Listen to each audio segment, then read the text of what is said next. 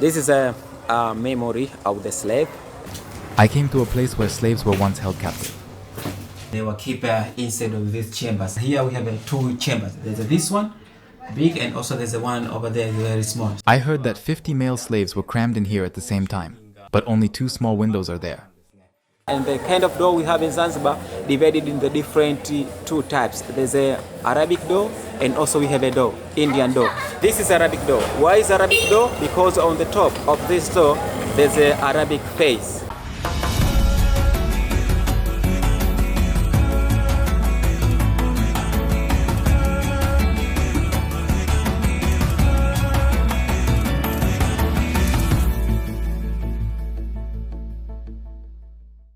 This video was originally produced in Japanese. An English voiceover was added later.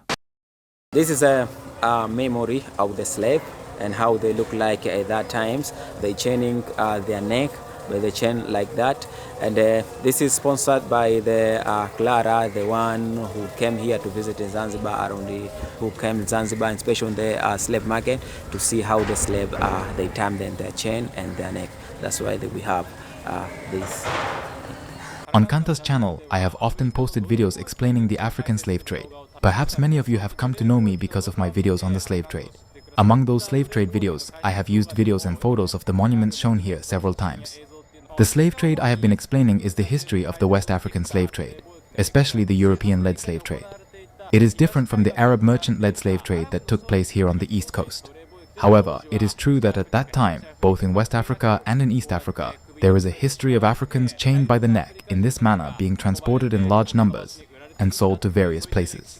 Visiting the site and confronting the monument in this way makes me think a lot about history. I couldn't take my eyes off them for a while.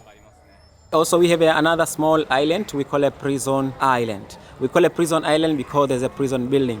Around the 1893, after to abolish the slave trade, it was very difficult for Zanzibarians to stop the slave because they depend on slave to get an income. So they said that they want to use a prison, so to put a prisoner inside there, but they never use as a prison. They build a prison and they put a slave inside of that place. Inside of that place, there's a ring. In the room there's some ring, a chain ring that they were used to keep a slave, and also there's 2 big walls that they were used to test the slave. Because if someone want to buy the slave, they ask which kind of slave you need it strong or lazy.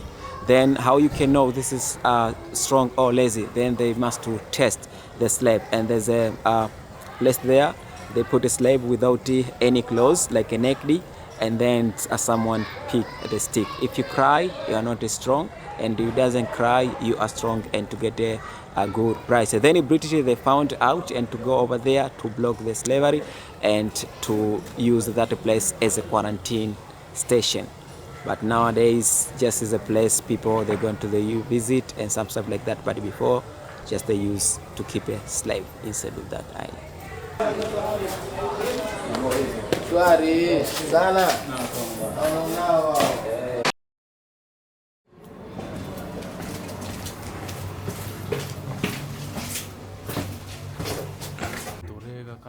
Here is a place where slaves were once held captive.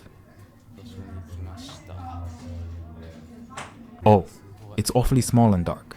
So in that period, slaves were camped here temporarily. Yeah, they were kept inside of these chambers. And this is here we have 2 chambers. There's this one, big, and also there's the one over there, very small. So this they were put female slave with their children, like 75 female and their children. They were kept in this place. 75 with their children. They were staying here every day here, and then they bring to the market to sell them. If they didn't sell anyone, just they bring inside here.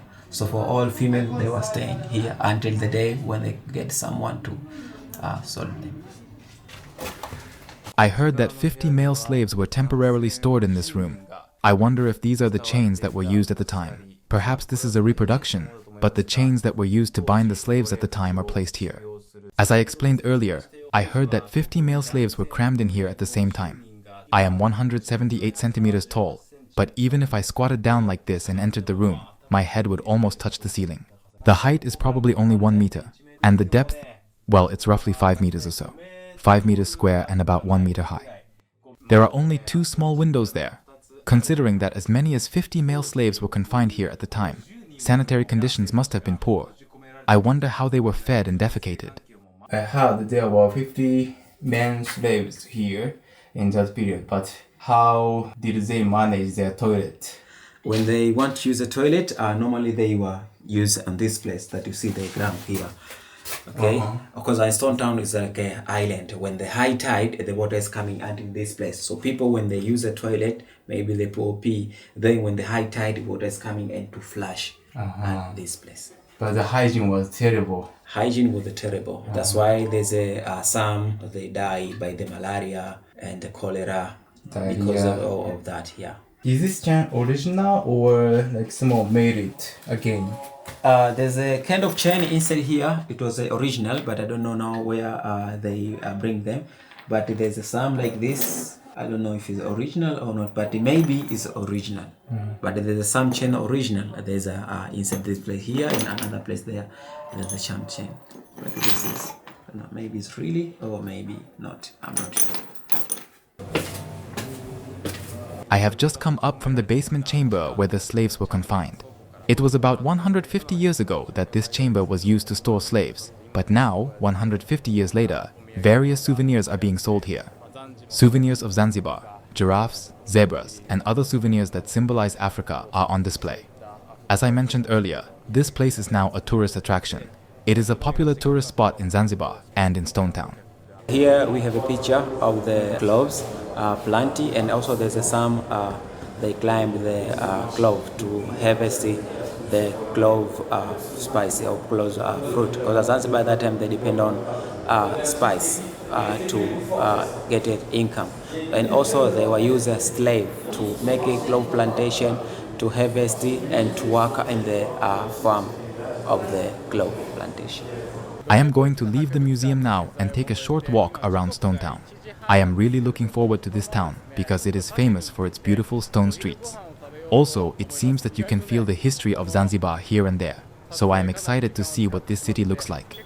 The streets in Stone Town are very narrow anyway. The streets in the area where I am walking now are probably less than 1.5 meters wide. Stone Town is a town made up of many narrow alleys and lanes, but between the narrow streets, a lot of stores are there. Stone Town is not that big, so you can visit it in a day. You can see buildings and other structures made of these coral stones. It is fun to walk around. Zanzibar has long flourished as a transit point for trade in the Indian Ocean. Therefore, in addition to African culture, there is a mixture of Indian, Middle Eastern and European cultures. Since Muslims are the mainstream population, there are, of course, Islamic-style buildings. But it is interesting to feel the mixture of various cultures just by strolling around the city. We have a thumb in Zanzibar, we call it Zanzibar Dolls. Zanzibar Dolls is a part of the Swahili culture. Swahili culture is a mixture from the different culture.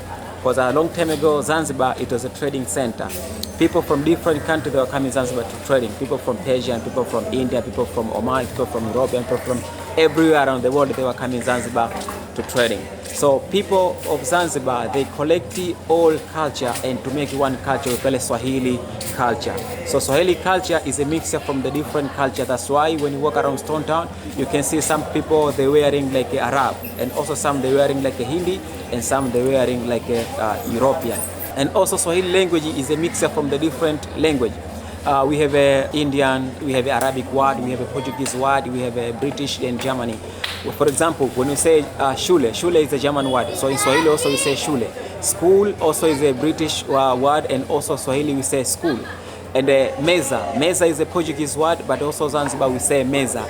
Bendera is a Portuguese word, means a flag. Also Zanzibar we say bendera, but in English we call it flag. So meza in Portuguese means a table, and also Swahili we say meza, means a table.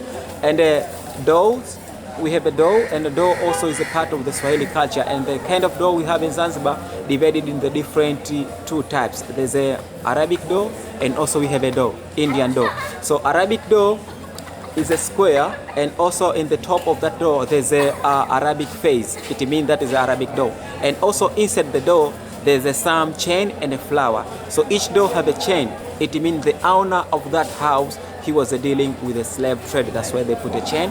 And when you see the some dough have some flower, The flour also it represents a spicy trade, but it depends. There's a kind of flour doesn't mean that the spice trade. Some flour it represents a peace and love. For when we are away, we work. Also, I will show you a different kind of dough and a different kind of flour. What does it mean? And the chain, what does it mean? This is Arabic dough. Why is Arabic dough? Because on the top of this dough, there's an Arabic face. It means this is a Arabic dough.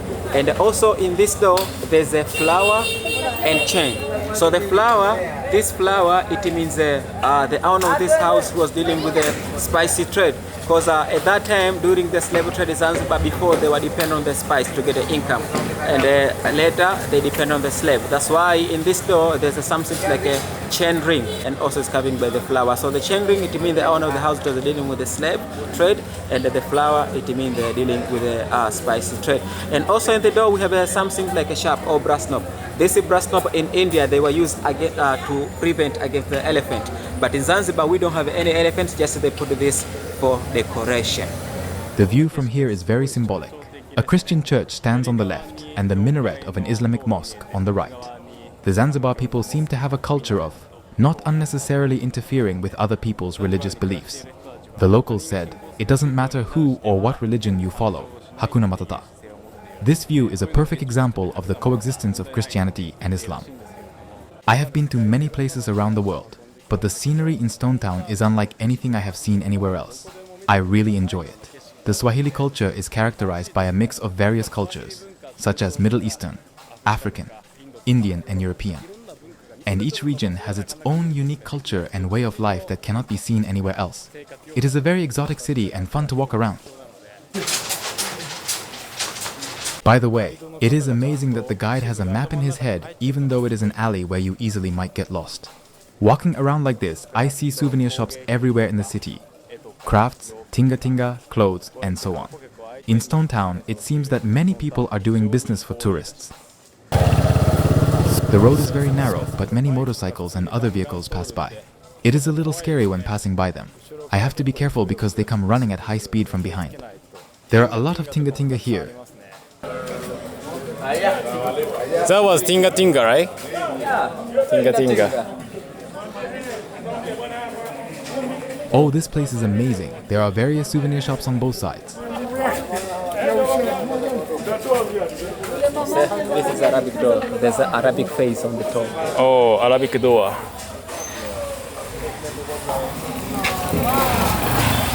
And also this one. All this counting. Oh, this is Chan. This is evidence that the people who once lived here were involved in the slave trade. This place where I am now is called Jaws Corner. Jaws seems to come from that famous movie Jaws. People who live in the center of Stone Town gather here to exchange ideas, talk about politics, and some people seem to be doing business here. It's very lively. It's probably the busiest place in Stone Town. This view may be my favorite ever. I think it truly represents Stone Town. In this video, I was able to see the light and dark of history at the same time by entering the former slave market, where slaves were actually once housed in Stone Town, and seeing the World Heritage listed cityscape. In this place where history and culture intersect, I was made to feel the heavy past that the entire city was once the center of the slave trade. The Tanzania edition ends with this video. I will continue to bring you informative videos, so please subscribe to my channel. Thank you for watching till the end. See you again in the next video.